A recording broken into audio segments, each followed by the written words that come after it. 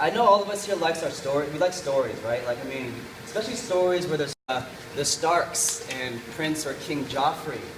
People love stories like these, especially with what's it called, with Walking Dead, with Rick and the Governor. And tonight's episode's gonna be really awesome. Like, we really enjoy stories that have clear definitions of good versus evil, of heroes and villains. If we didn't enjoy these type of things, take the time to create these things for us. Everyone here knows I love a good action film where there's just the good guys struggling with the bad guys, and ultimately the good guys triumphing. That's what the book of Revelation really is about. That's what really the Bible is about. Even at the beginning of Genesis, when we see Adam and Eve, when we see them take the fruits of the tree, God said, don't do that. And God literally said to Adam, hey, listen, this snake is going to bite your heel. But ultimately, you will step on the snake's head. It is a battle of good and evil, which ultimately, the end of it all happens in this next 16 chapters of Revelations. And I just want to put a disclaimer out there. You know, whatever IPD teach, I really want to encourage you. Go home tonight and read Revelation 6 on your own. Please don't take everything we say as absolute truth, because I know I'm human. PD has said himself, we will make mistakes. Our translations can be incorrect. Our interpretations can be wrong, but this is what we believe. So I encourage you, I implore you to go home, even Monday, when you get off of work or you get out of school, open up Revelation 6 and take the time to read it. Chew on it. Don't just come on Sunday and just hear it once and come back next Sunday. Because I mean, all of us here, we don't just eat once a week. If we did, we'd go starving until the next week we eat again. So please, go home. And I want to be challenged. I want to grow as a person who studies the Word. And the only way to grow is to people point out if I have made a mistake or not. So please, don't ever feel bad about that. But this is our belief. PD said last week a little bit, Revelation, we take it very literally. There's a few ways you can look at Revelations. You can look at it metaphorically. You can look at it poetically. And me and Pastor David, we have this belief that we look at the Revelations very literally. We believe in the premillennial rapture. If you guys don't know what the premillennial rapture is, we'll talk about that later on as we go. Some of the core beliefs of our Christian walk is this idea. But before we go into Revelations, I actually want to open up to Mark chapter 13. And actually, we're going to go to Jesus' words. His predictions and his encouragements, actually, to those who were in the end of days. The disciples came to Jesus in Mark. And they asked him, Mark chapter 13, what the signs of the end of the age is going to be. And in verse 3, Jesus says, as he sits on the Mount of Olives opposite the temple, Peter and James and John and Andrew asked him privately, tell us, when will these things be? And what will be the sign when all these things are about to be accomplished? And Jesus began to say to them, see that no one leads you astray. Many will come in my name, saying, I am he, and they will lead many astray. We know there's stories of so many people claiming they're the second coming of Christ. And Jesus is saying right here, there will be many, and there has been many. And verse 7, and when you hear of wars and rumors of wars, do not be alarmed. This must take place, but the end is not yet, for nations will rise against nations, and kingdom against kingdom. There will be earthquakes in various places. There will be famines. These are but the beginnings of birth pains. But be on your guard, for they will deliver you over to councils, and you will be beaten in synagogues, and you will stand before governors and kings for my sake, to bear witness before them.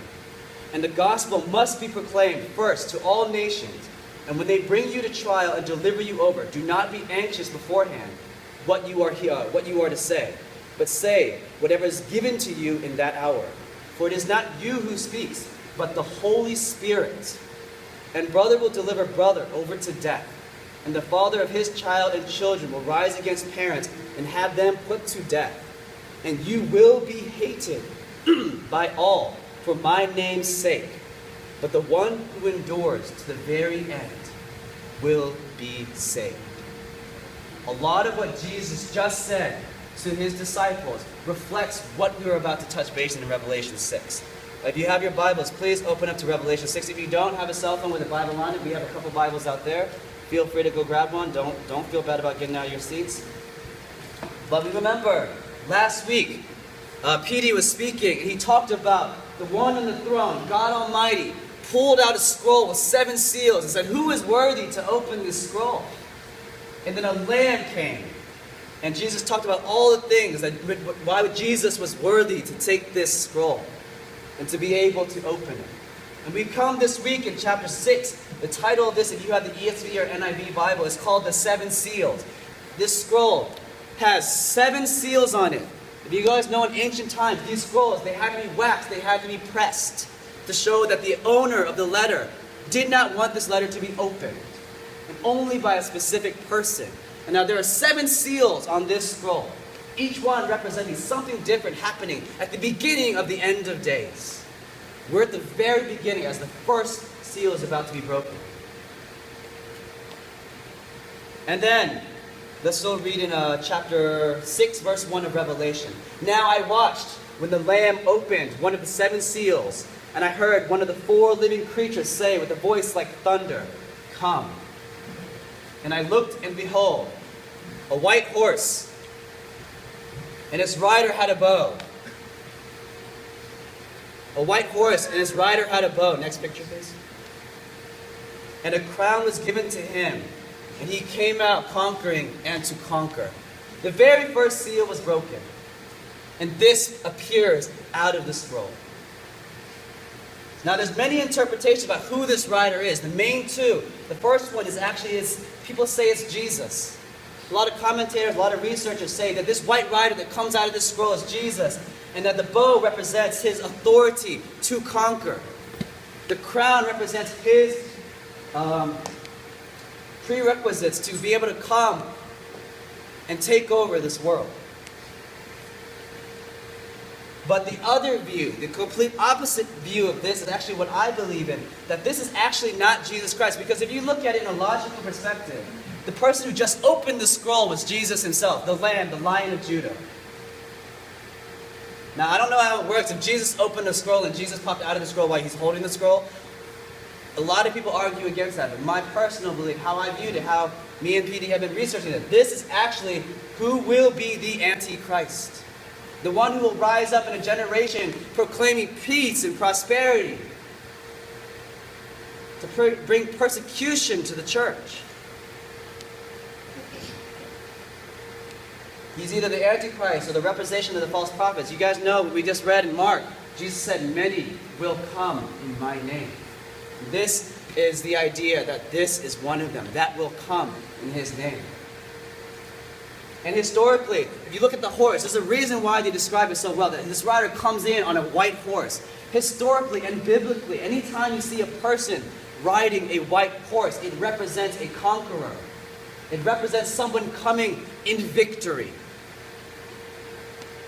That's why when you see back in the Civil War, when the British were riding into battle at Lexington and Concord, the generals were riding on white horses, because they were showing the rebels, the Americans, that you cannot go against the British Empire.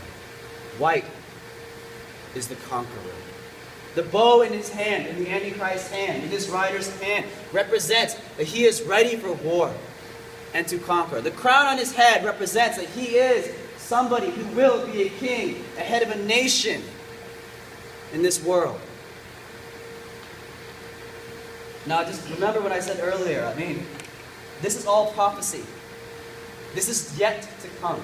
Some people actually believe that the Antichrist is actually living in this world right now. It doesn't matter if he is or not, or she is or not. But we're going into this prophecy. If you look at this, he has the bow. He's on a horse with the crown on his head. There's one thing that's really missing. If the bow represents conquering, he comes with no arrows. And why is that? I wish he did. But actually, many researchers and theologians agree that because he has no arrows, there's a really specific reason. He comes to conquer. He comes to take everything, but not through deadly force. They say that the Antichrist will be a person who is sly of tongue, who will be an amazing diplomat, who will bring people together, who will unite this world in a way that has never been seen before. We continue on in verse 3. And when I opened the second seal, I heard the second living creature say, and John heard the word come, and out came another horse who was bright red.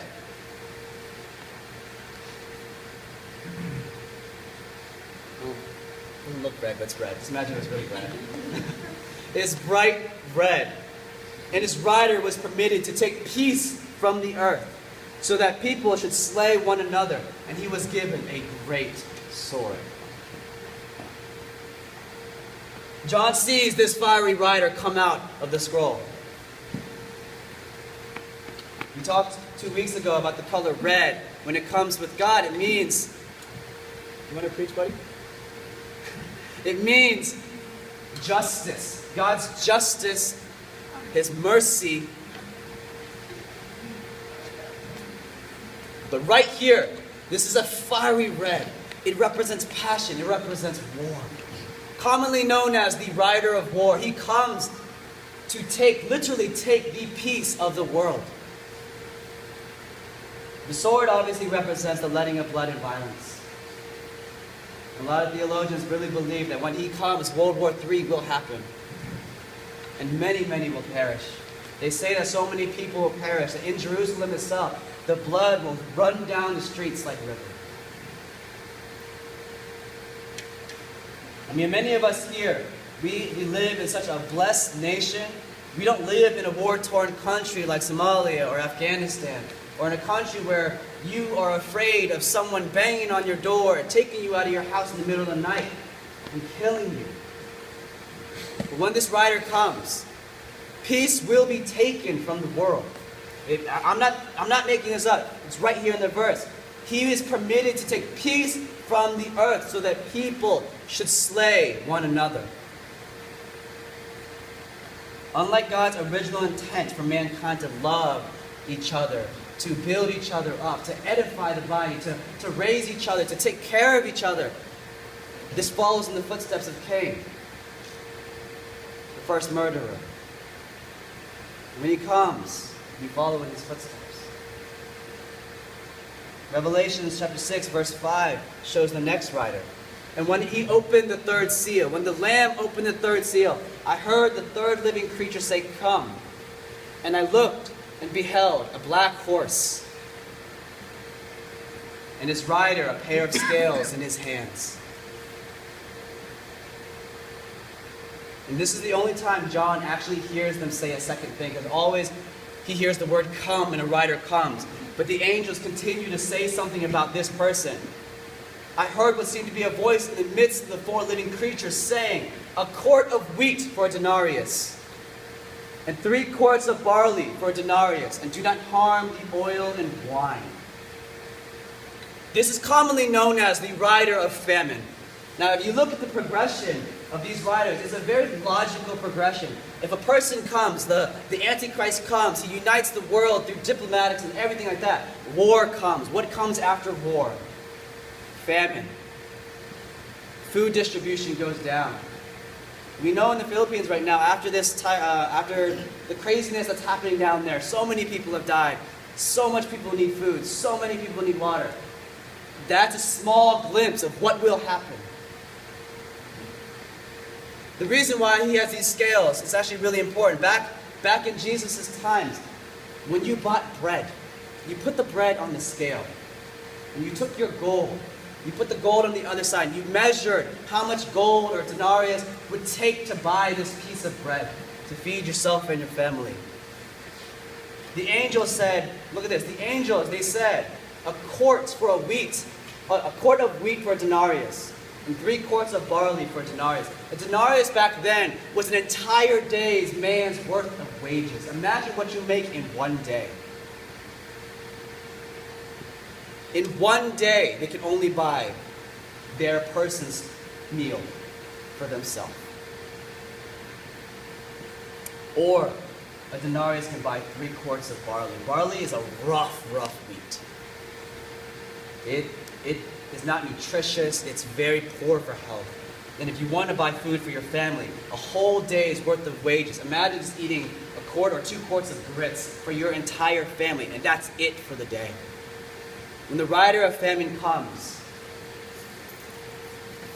the poor will be hit the hardest. Because the angel later says, do not touch the oil, don't touch the wine. Now, oil and wine back in Jesus' time were for the rich, for the celebrities, for those who had so much money they could seriously use olive oil as their shampoo. The oil and wine is to be left alone. But the thing is, even if the rich can make it out, even if the well-off could still buy certain luxuries with wheat and food going down, even they will suffer. But the poor will be hit the hardest. Revelation 6, Revelation 6, verse 7. And when he opened the fourth seal, I heard a voice of the fourth living creature say, come. And I looked, and behold, a pale horse. And his rider's name was Death, the only horseman to be given a name. John noticed it. And his name is Death, and Hades followed him. Not much is said about this horseman if you have your Bible. All that is propagated is his name is Death. And literally Hades is coming at his feet. Whether Hades is pestilence or hell. The point is, with death comes eternal separation. And all of us here who are believers in the Lord, who know the Lord Jesus Christ, we know in our hearts that we will spend eternity in heaven. But for those who don't, death is the last point in eternal separation, in eternity without God. There's not much to be said about him, except with him comes death. And we continue on to verse 8. You can actually show the next four, just all four together. These are the four horsemen of the apocalypse. The very beginning of the tribulation. And this is what God says to them.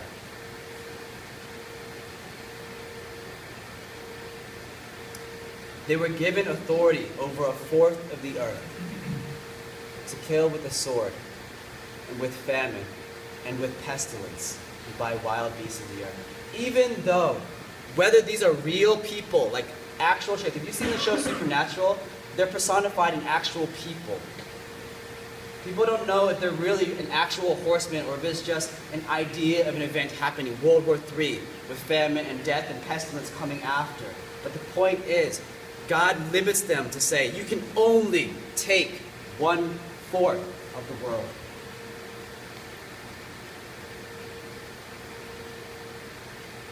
And I mean, I'll be honest, it scares me.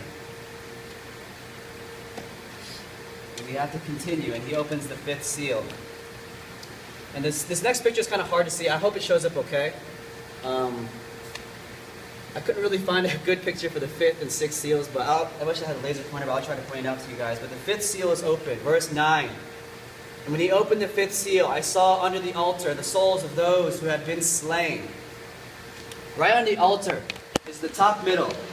Those are the angels of God sitting up there. Right under the altar, you'll see these bodies. Those are the slain martyrs of those who have died for the gospel so far. The souls of those who had been slain for the word of God and for the witness they had borne. Verse 10. They cried out with a loud voice, O sovereign Lord, holy and true, how long before you will judge and avenge our blood on those who dwell on the earth?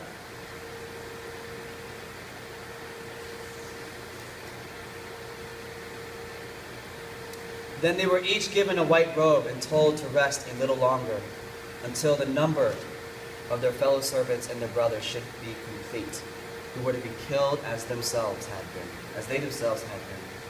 There was a picture I saw once of an altar. Actually, my old pastor showed it to us, and it was like a chalice of blood. It was the martyrs' blood for those who have died for the cause of the gospel, missionaries and pastors who have died sharing the word. And you see a drop of blood every single time someone dies for the word. And that these prophecies, these things that are going to come won't happen until this cup overflows. Now I'm sure all of us here I don't know what I would say to God. I mean, I want to be able to say, God, that if someone puts a gun to my head, I'll be like, God, it's fine, thank you. And I'm being honest with you guys. I'm quite sure I wouldn't know what to say. But these right here, in their deaths, and even in heaven, they're hanging out in heaven at the altar, at the foot of God. They're here asking God. Then asking for a divine justice for those who took their lives. But God giving them this white robe which represents happiness and victory and honor, and tells them just to rest a little bit longer until more of your brothers join you. Is an encouragement to them that they are not forgotten. That those who die for the cause of Christ have done so at God's plan and purpose. Now all these bad things that are happening, when we go to Revelation chapter 6, verse 12 through 17, happens at the bottom of this picture right here, the bottom half.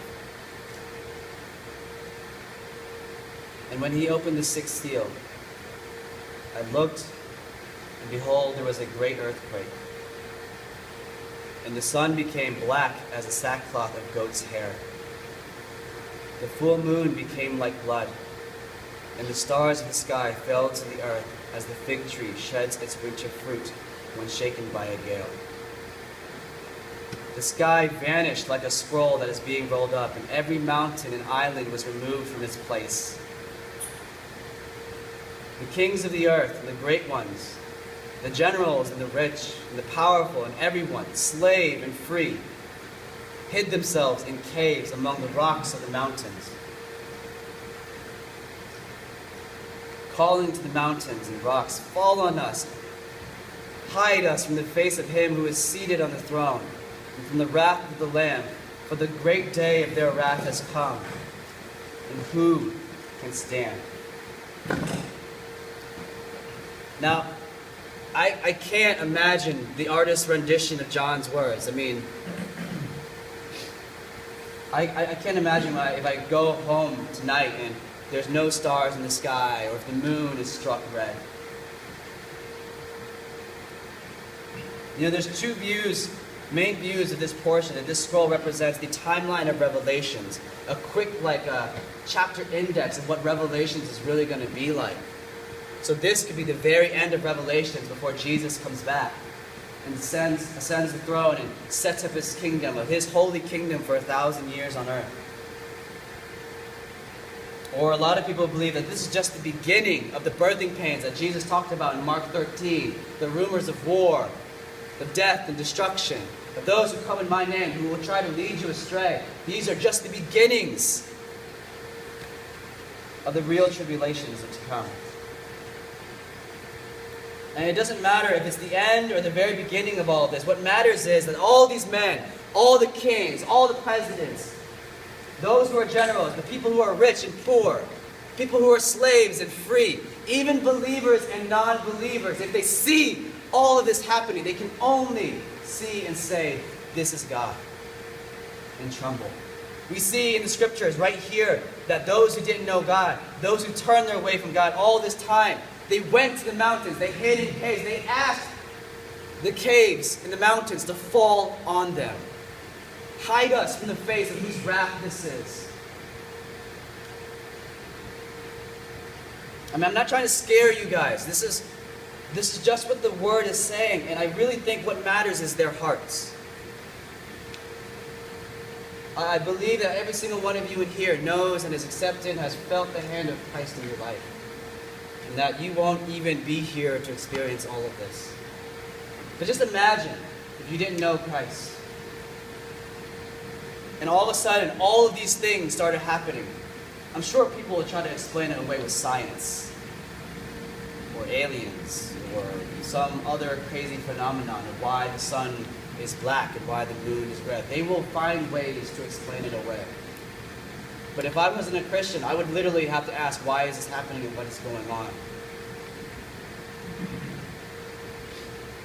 At a time like this, so many will run into a mountain or a prison, But what I think what really matters is where our hearts lie.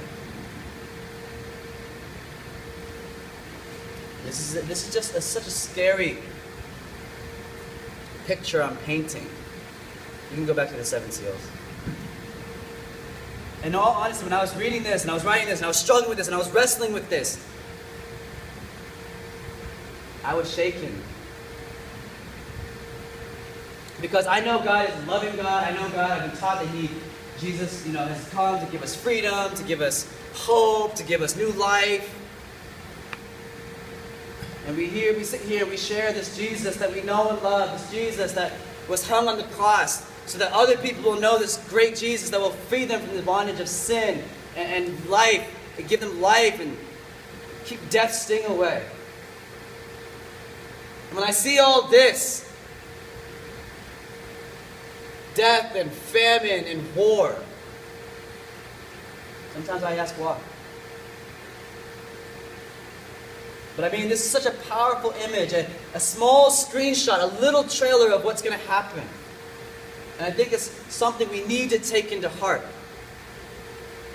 The 4 horsemen of the apocalypse, whether they are real people or angels or demons or whatever they are,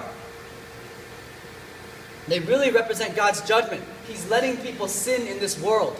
He's letting the sin continue. We look at Moses and Pharaoh. Some people say that it wasn't fair that God hardened Moses' heart. When Moses was like, let my people go. But God let God let Pharaoh continue to sin. He's not going to say, you're not going to sin anymore, you can't do this. I'll allow it. We will remember the time when Noah sat. I saw the trailer for Noah with, what's his name? Russell Crowe. You guys see the trailer? It's actually pretty cool. And it shows that he's building the ark and that people come to him. Noah, why are you building the ark? What is this weird rain thing you're talking about? And Noah, it doesn't say in the Bible, but they did the math. He built the ark for 120 years. Imagine the faith you got to have. You've never seen rain before. And God says to you in your head, hey, go build me an ark the size of a football field. Take your family. And all the animals will come. They'll come 2 by 2 and 7 by 7. They'll come. And Noah comes and builds the ark for 120 years. Why didn't God just, bam, here's an ark, Noah, you're good. No, I think and I believe that God was giving people a chance for 120 years to come to know, no, why are you building this ark? You mean death is coming for all of us? And we look at Revelations and we question, God, why are you sending war, famine, and death to us? But it hasn't come yet. And I think that's the point. I remember this quote, and I always forget who says it, but pain sometimes is the best teacher. I know for myself when I was younger, and I'm sure some of you guys have done this, you touch a hot stove and you burn yourself, and you know never to touch it again, or you stick a fork in an electricity socket, and other people have done that, right? Yep. Oh, okay. Well, anyway, so you stick a fork in an electricity socket and you never do it again, right? You learn to not do it again, because why? You know it hurts. Pain is the best teacher.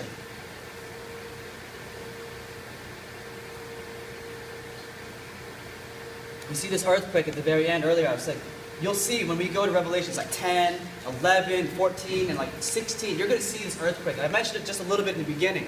This earthquake always represents, or is a signification of the end of human history. It's the beginning of the end of human history. Just like in Genesis, I said in the beginning, it was the beginning of a love story written and a life that was given. The beginning of human history. The final pen strokes of Revelation is the end of it all. Human history has nothing on God's history. His plan and His purpose is to set up a kingdom of no more suffering, of no more tears, of no more struggling, of no more death. And all of this,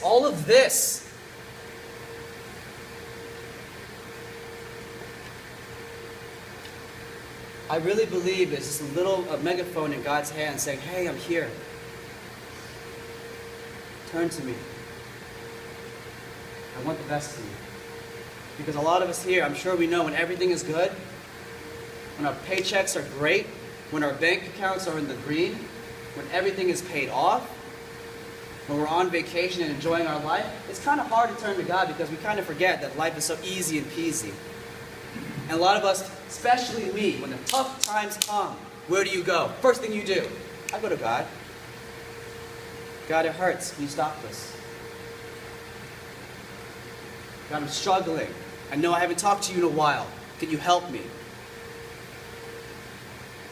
I think all of this is really God's last chance saying, hey guys, I'm here. I'm tired of you killing yourselves. I'm tired of you killing each other. I'm tired of you hurting yourselves and going through the struggles, going through all these sins. I'm tired of it all. I'm here. And what's the takeaway? What's the point of this all?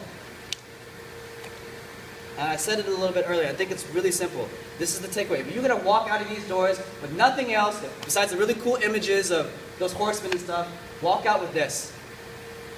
This hasn't happened yet.